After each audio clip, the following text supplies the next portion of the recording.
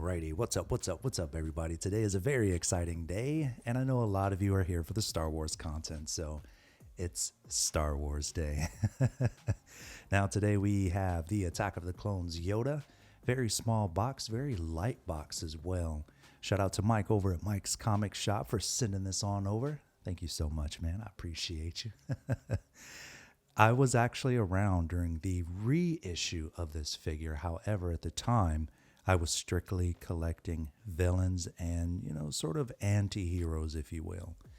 Now, I wasn't really in tune with Star Wars. I knew who Yoda was, and I wasn't a fan of it just yet. Like, I knew of it, I was a fan of it, but not to the extent that I am now. So, getting into it, super happy to have him now. I have Dooku, Qui-Gon. He's definitely going on that shelf with those guys. Now, getting into it, we do have the typical gunmetal gray here with the black in the middle, the engraved Star Wars logo that we all know so much. This is something that I think Lucasfilms probably just sort of hold Hot Toys and Sideshow to in terms of packaging. However, what Hot Toys is doing that I've been loving for a while now is that extra band, the cigar wrap around the box. Now, we do have the figure in the middle. We have the figure there on the front as well as the side.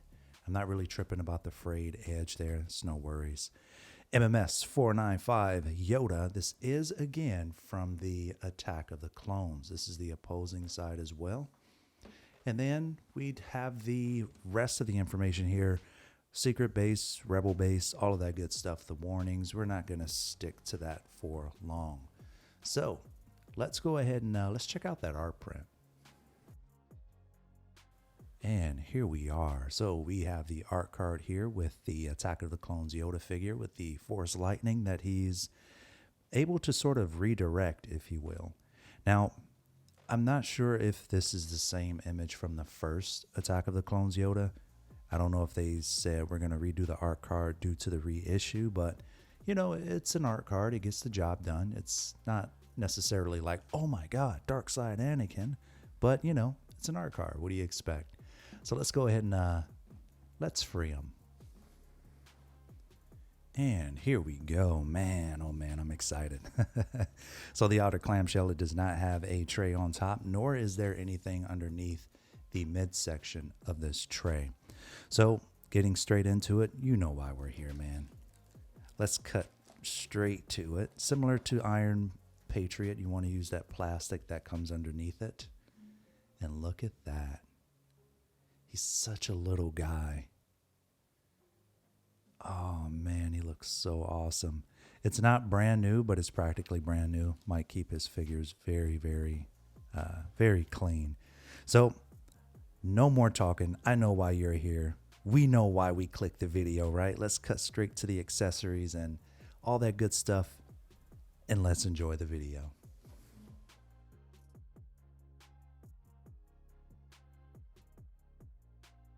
Beginning with the robe, this is the best Jedi robe I've seen from Hot Toys. We have wiring on the bottom lining of the robe, the bottom of the sleeves, and the opening from the bottom of the hood to the bottom of the robe. Not that it's an issue for me, but the hood is sewn down. There isn't a way to use it unless you modify that portion to work. Out of the box, Yoda is pre-equipped with the neutral pair of hands, and those are the ones with the fingers spread apart. That can be used for his cane, Force lightning redirection, and holding his saber. There are multiple uses if you haven't realized already, and my favorite is repositioning his robe off to the side. We also have one right Force gesturing hand that can be used in a few scenarios as well. Force pushing, pulling, reaching for his saber, and so on. I would have preferred a pair, but we only get one, so we'll have to make do. Moving on, we also have one right resting hand that can be used for his cane. Speaking of his cane, it's very detailed and easy to use in either the left or the right neutral hand. As for his hilt, the entire lower half is magnetic so that it can be magnetized to Yoda's waistband easily. The saber-holding hands, the pair with the two fingers close together, are a little more open than the neutral hands. I personally prefer the tighter grip on the neutral hands versus this pair because the hilt slipped out a little too much. Either way, they both get the job done. As always, Hot Toys included both the stable ignited saber and the dynamic saber effect as well. Do note, he did not come with a light-up arm. Either way, it's good to have both of these in the box. Moving down to the feet, these are probably the most terrifying accessories I've had to deal with. The sockets are very tight when swapping them out, and the figure is already tiny. I honestly fear breaking the piece because of it. Cool to have, I'm not going to be using them though. Now for the Force Lightning. Surprisingly enough, the figure is able to hold up these pieces very well. You can't mistake which Force Lightning belongs in which hand, as they're easy to figure out. They're clearly detailed, and they will look great for collectors wanting to recreate the Yoda and Dooku fight scene in their shelf space. Lastly, the base is pretty standard given the nameplate design. The base topper is also reminiscent of the room Yoda and Dooku fought in as well. Due to the figure's size, we're given a very tiny lobster claw to hold him up. Believe it or not, the flexible flight pole is slightly shorter than what we receive with other figures. You couldn't tell though.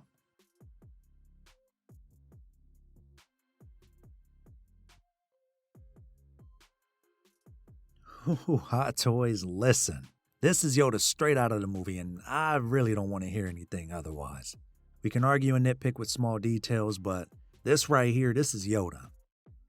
My only fear is dealing with the rooted hair though.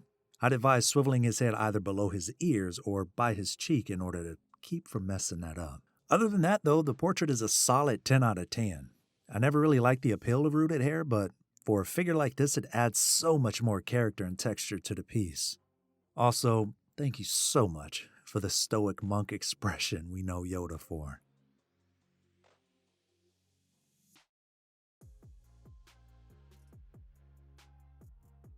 So, starting from the bottom up, Yoda's feet are actually really good at holding him up without falling over. There's hardly a balancing act for him since he's short and happen to have an extra toe on his heel. As for his Jedi clothing, it's all one piece, sort of like a onesie if you will. There isn't a way to take it off though. In fact, the only piece that can come off is his belt. As far as articulation goes, you can get him into some really decent poses, but the ab crunch is non-existent. I feel like Hot Toys wanted to add more of the dynamic feel to the figure through his robe. Honestly, it works. The robe does come off and reveal the rest of the Jedi clothing. For those of you lucky enough to have Emperor Palpatine, you can recreate the fight scene. They also added a slight hump in the upper part of his back, which I thought was a very nice touch. Overall, for what they were able to pack into such a small body, I think they did a fantastic job.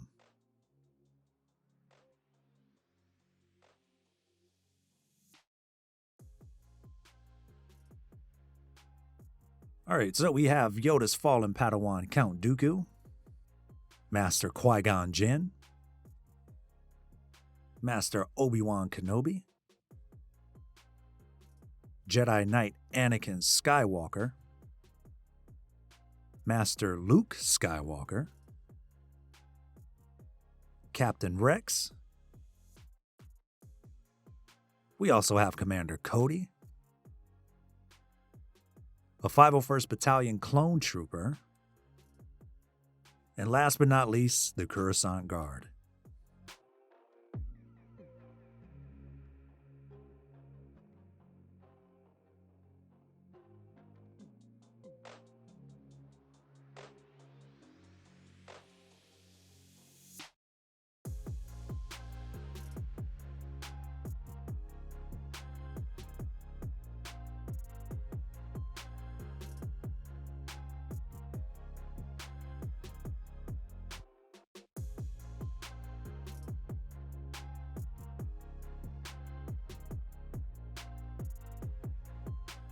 So before we dive into the cinematic, don't forget to like and subscribe. Ring the bell for notifications. All of these things help us. We're close to 1,000 subs and your support really does mean a lot. Also, the cinematic isn't really based on what's canon. I wanted to just have fun with my figures and do something cool. Let me know what you all think about it in the comments down below. Now, I wasn't collecting figures when Yoda was first issued, and when he was re-released, I was only collecting villains and anti-heroes. After I opened my collection up more, I really hated myself for passing up on this piece. Thanks to Mike, my collection feels that much closer to completion. Getting to the final thoughts about the figure, I think the worst part of this piece would have to be the swap out feet. It's very difficult swapping them out and possibly breaking something. Honestly, I'm never using them. Also, a pair of force hands would have been great as well. I'm not really sure why we only have it for one hand. While there are a few downsides to the figure, there are a lot of positives. The figure overall is amazing. I love the Jedi robe, and honestly, I really wish it were the standard for all robes moving forward. With that said, this is a very, very solid figure. I'm going to have to give it a 4.8 out of 5. Let me know what you all will rate him down below. Lastly, the aftermarket prices for him are a little outlandish. In my opinion, he isn't worth the $350+ asking price that I see on eBay, and honestly, he won't feel like it when you unbox him either. Unless, of course, you really love Yoda, then that's a whole nother story. Feel free to follow us over on Instagram for photography if you're interested. Every unboxing and review, we release a set of photos exclusively for Instagram. If you want more behind-the-scenes footage, I share that and quicker unboxings over on TikTok. Also, stay tuned because we'll be unboxing and reviewing Pennywise and the Han and Chewie 2-pack. We're also planning out live streams and seeing how that'll fit into the channel. If you all have any ideas, feel free to share them with us.